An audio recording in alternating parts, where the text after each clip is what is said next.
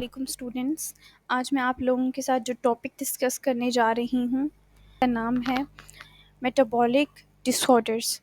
Metabolic disorders हमारे पास क्या चीज़ होती है? मेटाबॉलिक डिसऑर्डर्स हमारे पास जब हमारा मेटाबॉलिज्म, हमारी जो डाइट है उसके अंदर डेफिशिएंसीज होती हैं, तो फिर हमारे पास मेटाबॉलिक डिसऑर्डर्स कॉज होते हैं।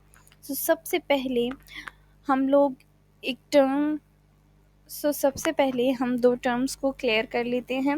One is osteoblast and the other is osteoclast. तो हम क्योंकि बोन के डिसऑर्डर्स को कवर कर रहे हैं ड्यू टू मेटाबॉलिज्म, तो हम लोग दीज आर मस्कुलोस्केलेटल डिसऑर्डर्स। सो हम लोग देखते हैं कि ऑस्टियोब्लास्ट एंड ऑस्टियोक्लास्ट क्या होते हैं। ऑस्टियोब्लास्ट जो टर्म है, इसमें हमारे पास बी इज़ फॉर बिल्डअप, जैसे कि आपको स्क्रीन पे शो भी हो रहा है, and C is for chip. So जब नॉर्मल बोन की फॉर्मेशन हो रही होती है तो ऑस्टियोब्लास्ट जो है वो बोन बिल्डिंग का काम करता है, एंड ऑस्टियोक्लास्ट बोन रिजॉर्प्शन का काम करता है। And in osteoporotic bone, B is for build up and C is for chip again. So इसमें हमारे पास ये बोन रिजॉर्प्शन ज़्यादा हो जाती है एंड बोन बिल्डअप हमारे पास कम हो जाता है। बेसिकली हमारे पास जो होमियोस्टेसिस है वो मेंटेन नहीं रहता। सो फर्दर डिस्कस करते हैं। इसके लर्निंग ऑब्जेक्टिव्स में हम देख लेते हैं, हमारे पास 3 डिसऑर्डर्स को हम कवर करेंगे। Number 1 is osteoporosis, number 2 is osteomalacia, and number 3 is Paget's disease. What is osteoporosis? Osteo means bone and porosis mean hole. So जब हमारे पास बोन पोरस हो जाती है, बोन के अंदर होल्स बनना स्टार्ट हो जाते हैं, बोन की रिजॉर्प्शन ज़्यादा हो जाती है बोन की बिल्डिंग के कंपैरिजन में, तो हमारे पास ओस्टियोपोरोटिक डिसऑर्डर कॉज होता है। सो इसमें हमारी बोन फ्रिजाइल हो जाएगी, बोन को फ्रैक्चर होना, टीयर होने की जो चांसेस हैं वो हमारे पास ज़्यादा हो जाते हैं। ओस्टियोपोरोसिस में हमारे पास बोन वीक हो जाती है, जो रिस्क होता है उसके ब्रेक होने का वो ज़्यादा हो जाता है। और सबसे जो मेन बोन्स हैं जिनके ऊपर हमारे पास जो ओस्टियोपोरोसिस से अफेक्ट होती हैं वो हमारे पास स्पाइन है, हिप है और रिस्ट है। यहाँ पे ज़्यादा फ्रैक्चर्स होते हैं ऑस्टियोपोरोसिस की वजह से। हु जो है उसकी डेफिनेशन देखते हैं। वर्ल्ड हेल्थ ऑर्गेनाइजेशन डिफाइन करता है ऑस्टियोपोरोसिस को कि progressive systemic skeletal disease characterized by low bone mass and micro architectural deterioration of bone tissue with a consequent increase bone fragility and susceptibility to fracture।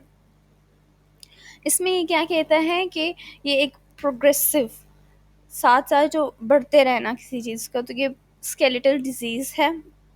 और इसमें यह होता है कि लो बोन मास हो जाता है और जो नॉर्मल उसका एक आर्किटेक्चर जो स्ट्रक्चर है बोन का वो डिटेरियोरेट हो जाएगा, और इसमें क्या होगा, बोन फ्रजाइल हो जाएगी और वो फ्रैक्चर उसमें ज़्यादा हो जाएगा। रिस्क फ्रैक्चर में हम लोग एक एसएस की टर्म यूज़ करते हैं। जो एसएस है इसमें लिखा हुआ है कि leads to osteoporosis. So SS क्या है? Is A for alcohol use, जो लोग अल्कोहल का यूज़ ज़्यादा करते हैं, या फिर जो लोग कॉर्टिकोस्टेरॉइड का यूज़ करते हैं जिनमें कैल्शियम लो होता है, एस्ट्रोजन लो होता है, जो स्मोकिंग करते हैं और जिनका सेडेंटरी लाइफस्टाइल होता है, उनमें ऑस्टियोपोरोसिस के चांसेस बहुत ज़्यादा होते हैं। इसके अलावा जो एज के साथ ऑस्टियोपोरोसिस होता है, आफ्टर मेनोपॉज ऑस्टियोपोरोसिस होता है, इसमें हमारे पास इंक्रीज्ड बोन लॉस, बोन का जो लॉस होना, रिजॉर्प्शन है वो ज़्यादा हो जाएगी, बोन की डेंसिटी कम हो जाएगी। इससे क्या होगा कि हमारे पास जो प्रॉपर जो प्रोपेंसिटी है टू फॉल, जो हमारे पास फॉल होना होता है उसके चांसेस ज़्यादा हो जाते हैं, और फ्रैक्चर होगा, फॉल होगा तो ज़ाहिर है फिर हमारे पास फ्रैक्चर ज़्यादा हो जाएंगे। इसके अलावा हमारे पास आ जाता है ऑस्टियोपोरोसिस के कॉजेज़ क्या क्या हैं।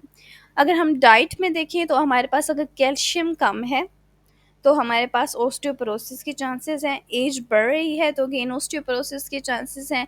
फिजिकल एक्टिविटी अगर कोई नहीं करता, अगर किसी की फैमिली में ऑलरेडी ओस्टियोपोरोसिस रन कर रहा है तो उसके अंदर ओस्टियोपोरोसिस के चांसेस ज़्यादा होते हैं।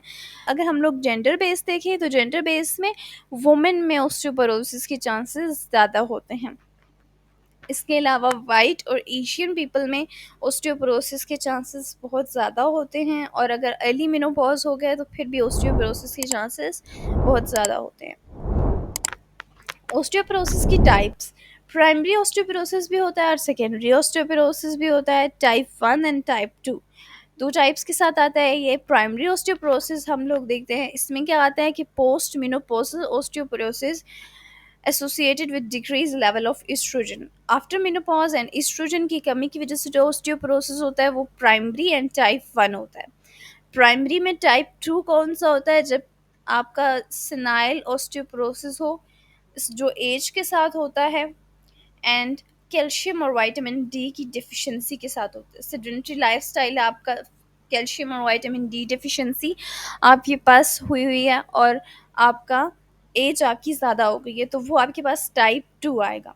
अगर हम सेकेंडरी देखते हैं तो ये हमारे सिस्टेमिक डिसऑर्डर्स की वजह से होता है। किसी भी सिस्टम में अगर कोई प्रॉब्लम आ रही है बॉडी के, तो हमारे पास सेकेंडरी ऑस्टियोपोरोसिस कॉज होगा। अगर हम इसकी पैथोफिजियोलॉजी की बात करते हैं तो अगेन जो बात हम शुरू से डिस्कस कर रहे हैं कि बोन रिमॉडलिंग, बोन का जो मेटाबॉलिज्म है वो एक लाइफ लॉन्ग प्रोसेस है, और वो बोन जो है साथ साथ मेच्योर होती जाती है। और उसमें क्या होता है कि पहले तो बोन रिमूव होती है फ्रॉम द स्केलेटन, जिसको बोन रिजॉर्प्शन कहते हैं। उसके अलावा नया बोन टिश्यू फॉर्म होता है। तो ये एक होमियोस्टेसिस लेवल पे दोनों काम साथ साथ हमारी बॉडी में चलते रहते हैं। लेकिन जब हमारे पास ओस्टियोब्लास्ट एंड ओस्टियोक्लास्ट जो है वो रेगुलेट नहीं रहते, और हमारे पास ओस्टियोक्लास्ट की एक्टिविटी ज़्यादा हो जाती है ओस्टियोब्लास्ट से, तो हमारे पास ओस्टियोपोरोसिस कॉज होता है। अब हमारे पास ओस्टियोब्लास्ट एंड ओस्टियोक्लास्ट की एक्टिविटी रेगुलेट कौन करता है? हमारा पैराथायरॉयड हार्मोन करता है, कैल्सिटोनिन करता है, ईस्ट्रोजन एंड विटामिन डी करता है।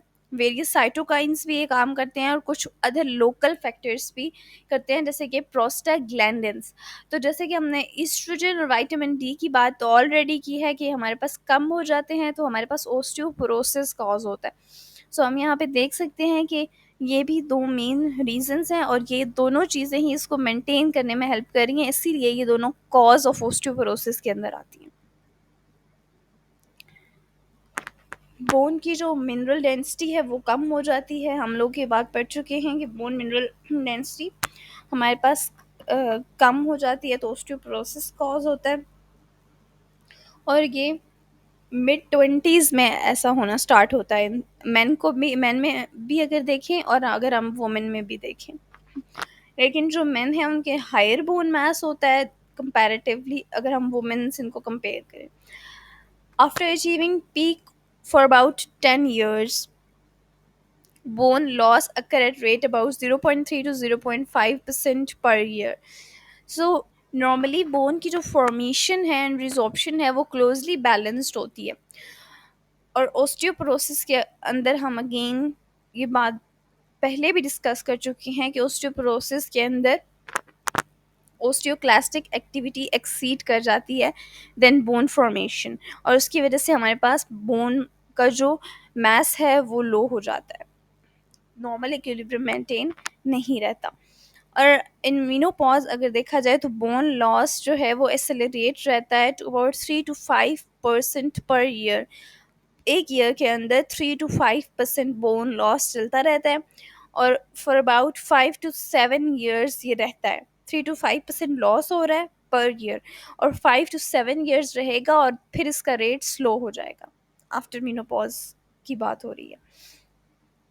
क्लिनिकल फीचर्स में कहा जाता है कि ये एक साइलेंट डिसीज़ है, इसमें कोई ज़्यादा सिम्टम्स नहीं आते जिन लोगों को ओस्टियोपोरोसिस होता है।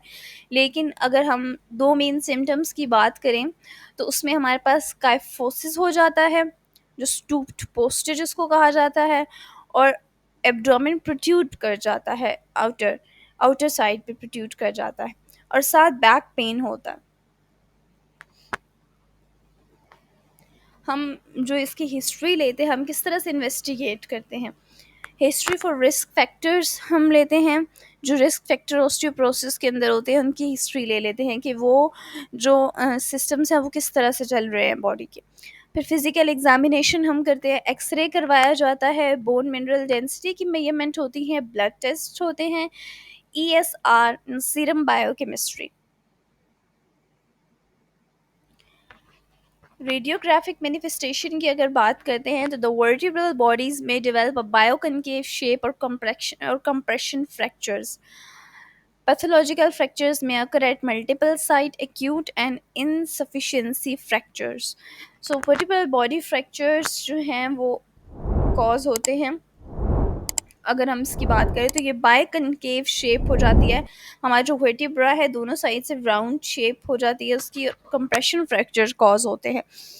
पैथोलॉजिकल फ्रैक्चर्स भी कॉज हो सकते हैं, मल्टीपल साइट्स होती हैं उनकी अकर होने वाली।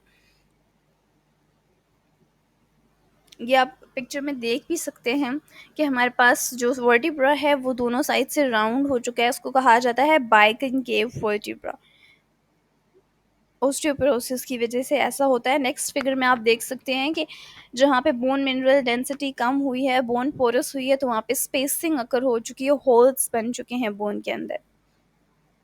इसी फिगर के अंदर ये आप देख सकते हैं कि बाइकनकेविटी आ चुकी है बोन्स के ऊपर। नेक्स्ट जो हमारे पास डिसऑर्डर आ जाता है मेटाबॉलिक डिसऑर्डर, ओस्टियोमिलेशिया है। ओस्टियोमिलेशिया एक्चुअली हमारे पास विटामिन डी का इनसफिशिएंट होना, उसकी डेफिशिएंसी को कहा जाता है। ये हमारे पास क्या करता है, जब ये हमारे पास ब्रेक डाउन होना स्टार्ट हो जाता है, इसकी प्रॉब्लम हो जाती है with the break down of this vitamin, तो ये हमारे पास ओस्टियोमलेशिया कॉज करता है। और इसको अगर हम बच्चों में देखें तो इसको रिकेट्स का नाम दिया जाता है। बोन्स जिनके अंदर ओस्टियोमलेशिया होता है उनके पास कोलेजन तो सफिशिएंट अमाउंट में होता है जो कि उनकी शेप को मेंटेन रखता है, लेकिन उनके अंदर कैल्शियम की डिफिशियंसी हो जाती है। इसकी वजह से हमारी बोन्स सॉफ्ट हो जाती हैं और फ्रैक्चर होने के चांसेस ज़्यादा हो जाते हैं। अगर हम कॉज ऑफ ओस्टियोमलेशिया को देखें तो विटामिन डी की डेफिशिएंसी, या फिर अगर किसी को जनरल या फिर अगर किसी को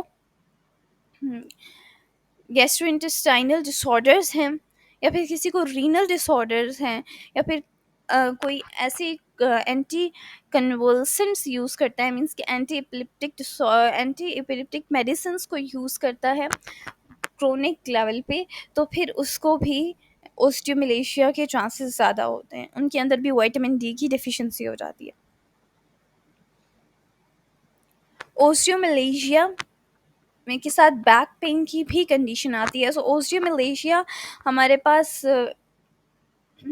is one of many conditions that can cause back pain. तो उसमें बैक पेन भी होता है और ये इसका वाहिद रिकॉग्नाइजेबल सिम्टम है। Deficiency of vitamin B that can bring about osteomalacia, की बात हम पहले भी कर चुके हैं। और बोन सॉफ्ट हो जाती हैं और बॉडी के अपने प्रेशर की वजह से भी बोन बेंड होना स्टार्ट हो जाती हैं। बोन्स बेंड होती हैं तो फिर उनका टियर करने का चांस ज़्यादा होता है। और बैक पेन जो ओस्टियोमलेशिया के साथ जो बैक पेन एसोसिएटेड है, तो वो हमारे पास स्पाइनल कॉलम के अंदर होता है। अगर हम इसके क्लिनिकल फीचर्स की बात करते हैं तो लोअर स्पाइन में पेन ज़्यादा होता है, पेल्विस में और लेग्स में ज़्यादा होता है, एंड फीट। और पेन जो है वो डल होता है और लोकलाइज्ड होता है, मीन कि पेन एक स्पेसिफिक एरिया पे है या फिर रेडिएट करता जा रहा है। इवन जेंटल प्रेशर भी बोन पे अगर आए तो सिवियर पेन स्टार्ट हो जाता है, वर्टिब्रास कंप्रेस हो जाते हैं, प्रॉक्सिमल पार्ट ऑफ मसल्स को के अंदर ज़्यादा वीकनेस आती है, एंड बेडलिंग गेट। अगर आपका जो एक लिम्ब है वो लिम्ब थोड़ा सा फैर वे हो जाता है और वो लिम्ब टिल्टेड हो जाता है, और आप जिस तरह से आप जब चलते हैं तो आप एक तरफ झुककर चल रहे होते हैं। एक जो आपका थाई होता है, आप उसको अगर हम बात करते हैं प्रॉक्सिमल थाई की, तो एक थाई को बिल्कुल एक साइड पे झुकाकर आप चल रहे होते हो। रिकेट्स जो कि इसी डिसऑर्डर का नाम अगर हम बच्चों में देखते हैं तो उसको रिकेट्स कहा जाता है। Disease of infancy and childhood, ये बच्चों के अंदर इन्फेंसी या फिर जब वो इन्फेंट्स होते हैं या फिर चाइल्डहुड के अंदर आता है। सो डाइटरी डेफिशिएंसीज की वजह से भी हो सकता है, जैसे कि विटामिन डी बच्चों के अंदर कम हो, या फिर उनके अंदर गैस्ट्रोइंटेस्टाइनल डिसऑर्डर्स हैं, वो भी मोस्ट कॉमन काज होती है उनके अंदर। रेयर बिफोर 6 मंथ, 6 महीनों से पहले बच्चे के अंदर ये डिसऑर्डर हो, ये बहुत रेयर है। कॉमनली ये कब होता है? 6 मंथ्स या फिर 3 ईयर्स के अंदर अंदर बच्चों के अंदर होता है ये। और इसके अगर क्लिनिकल फीचर्स देखें तो उसके मल्टीपल कॉजेज हैं जो कि आपको स्क्रीन पे नज़र आ रहे हैं। Failure to thrive, apathetic, irritable, shorter, lower body weight and anemic, excessive sweating, particularly at hand and face, ricket clinical feature head अगर बच्चे का आप देखें सर, तो यहाँ पे आपको एक सर जो है वो काफ़ी बड़ा नज़र आ रहा होगा, वाइड है। उसके अलावा हमारे पास क्या आ जाता है? क्रेनियो टेबस, सॉफ्ट स्कल होती है। Frontal bossing, widening of suture, persistent fontanelle. Then we have Rachis rosary, Harrison groove, Pygian chest, respiratory infection, bored legs जिस तरह जीनू वैरम है, knees are friar pat, older children knock knees। अगर हम लोग थोड़े बड़े बच्चों में देखें तो उनको जीनू वेलगम होगा और वाइट विंड स्पैट नीज होंगी। thoracic kyphosis होगा, increased tendency for fracture especially green stick, growth disturbance, bone pain और tenderness।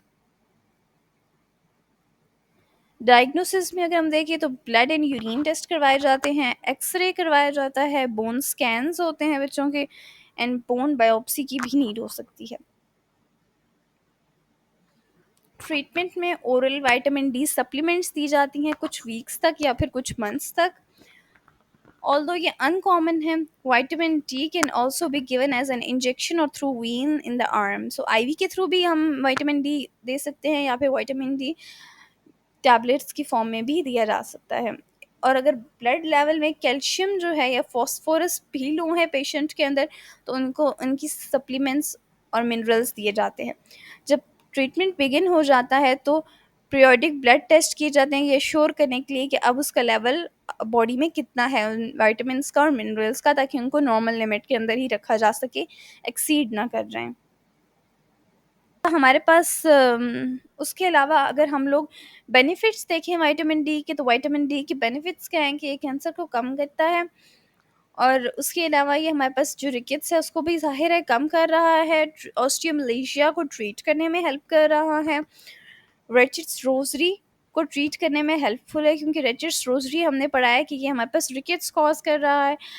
Help to prevent heart diseases, aids preventing bone fracture को भी हील करने में विटामिन डी हेल्प कर रहा है, क्योंकि फ्रैक्चर भी विटामिन डी की डिफिशिएंसी के बाद ही आते हैं। सो जब विटामिन डी पूरा होने लगेगा तो फ्रैक्चर्स भी हील होना स्टार्ट हो जाएंगे। प्रोटेक्शन करता है अगेंस्ट पेरिफेरल आर्टरियल डिजीज के अंदर, and help to control phosphate and calcium level in the body. हमारे पास ये गोल होता है कि विटामिन डी को नॉर्मलाइज किया जाए। सो हम लोग अगर हम देखें तो विटामिन डी की जो रिप्लेसमेंट है वो 50,000 to 1 lakh units per day for 1 to 2 weeks है, एंड 400 to 800 यूनिट्स डेली है। Must have adequate calcium intake हमारे पास बॉडी में होनी चाहिए 1000 to 1500 मिलीग्राम पर डे। अगर हम लोग कैल्शियम की बात करें, monitor serum and urine calcium level, serum and urine calcium level.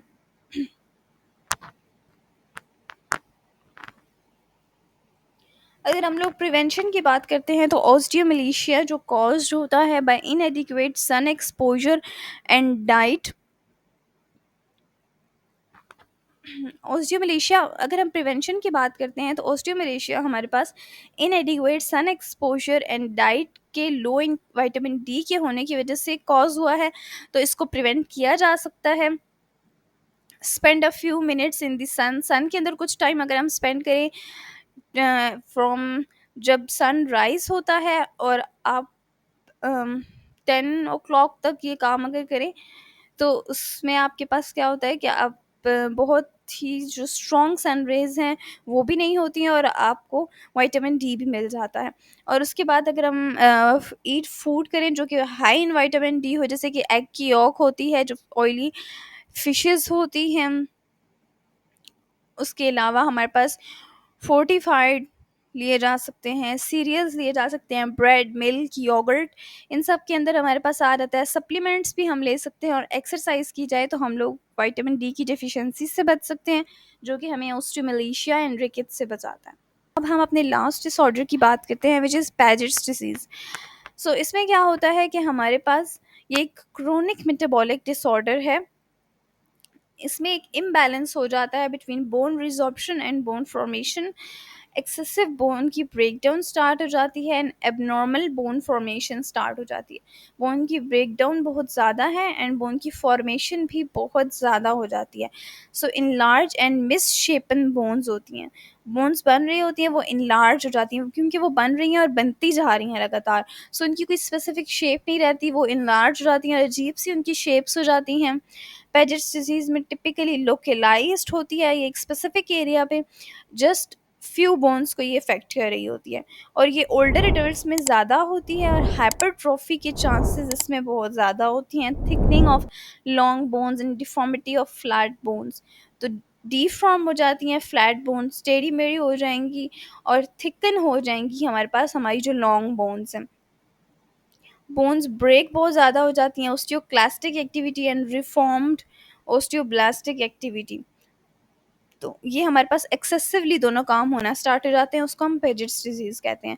Cause क्या है इसकी? कॉज अननोन है हमारे पास, और डिजीज़ में be cause by paramyxovirus. Person के जीन में भी ये चीज़ हो सकती है, तो इस वजह से भी उसको पेजेट्स डिजीज़ कॉज हो सकती है। और कॉमनली अफेक्टेड बोन अगर हम देखें पेजेट्स डिजीज़ की वजह से, तो उसके बाद उसमें हमारे पास आ जाती हैं skull, spine, humerus, clavicle, femur, pelvis and tibia. Classification अगर हम देखें तो हमारे पास क्लासिफिकेशन में दो टाइप्स आ जाती हैं। एक हमारे पास inflammatory and then other is congenital. Inflammatory में हमारे पास आ जाती है skeletal disease due to chronic paramyxovirus, abnormal bone formation हो जाएगी।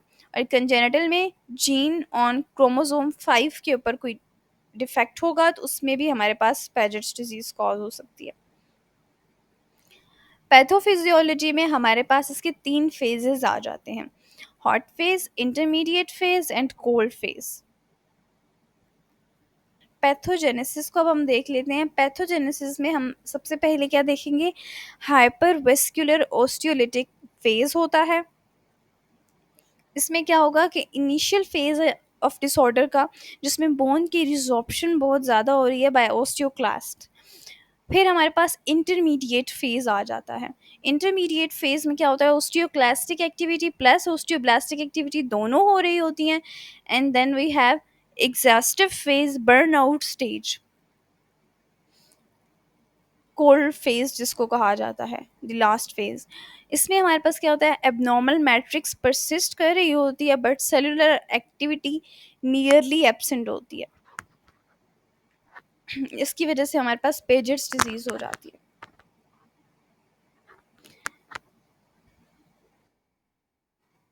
नेक्स्ट हमारे पास क्लिनिकल फीचर्स इसके बहुत सारे हैं। बोन पेन, काइफोसिस, एसिम्टोमेटिक भी हो सकता है, फ्रैक्चर्स हो सकते हैं, bowed legs, frontal bossing, warm body, dyspnoea, hearing loss, bone pain in itching, deep and occasionally severe, sometimes worse at night. Pain also may arise from compression, neuropathy और osteoarthritis. Piaget's disease में हम लोग इसको याद रखते हैं panic से। इसका निमोनिक जो बनाया जाता है उसको पैनिक से याद रखते हैं। Pain in, P for pain in bone, A से आर्थ्रेल्जिया, न्यू से neural deafness, nerve compression, I से इंक्रीज बोन डेंसिटी, सी से कार्डियक फेलियर, एस से स्कल और स्क्लेरोटिक वर्टिब्रा। डायग्नोसिस में हम लेबोरेटरी टेस्ट की तरफ जाते हैं, जिसमें सीरम एल्कलाइन फॉस्फेट, ALP करवाया जाता है, यूरिनरी